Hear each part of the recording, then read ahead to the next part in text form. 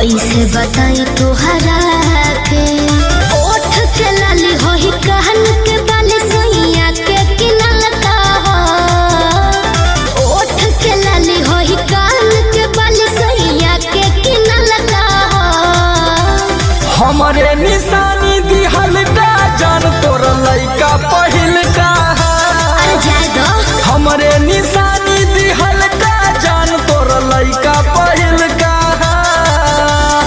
अच्छा अरे तनी दिमाग पे जोर डाला। Music by Arya Sharma.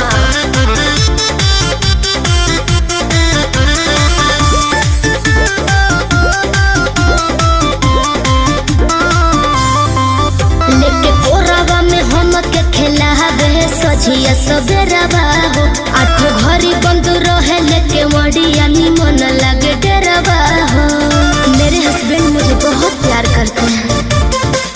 भूली गईलू कैसे हमार गरवा लगावा समय समय के बाद छोला चाउमीन अपना हाथ से खियावा ओके देखावे लपियावा तोहर खाली कहल का हमरे निशानी दिहल का जान तोर लइका पहिल का कि हमरे निशानी दिहल का जान तोर लइका पहिल का।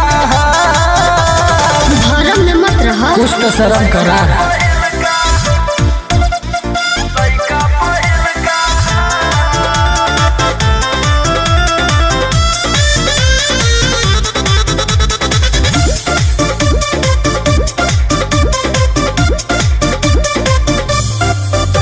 यहाँ घूमा वाला गदवा मिलल तुले टवल सिवनिया में अब भूल जा कुंदन जवन भइल हमसे नदनिया में। अरे वह तोरे बदे 5 स्टार होटल रन भुला गेलू का रहलू जब ले खैलू पियलू खा के पराइलू अच्छा याद अब कई है सामान पियवा के भइलू भारी हो प्यार बलमुआ के तोहर साचो में हल्का हमरे निशानी दिहल का जान तोर लइका पहिल का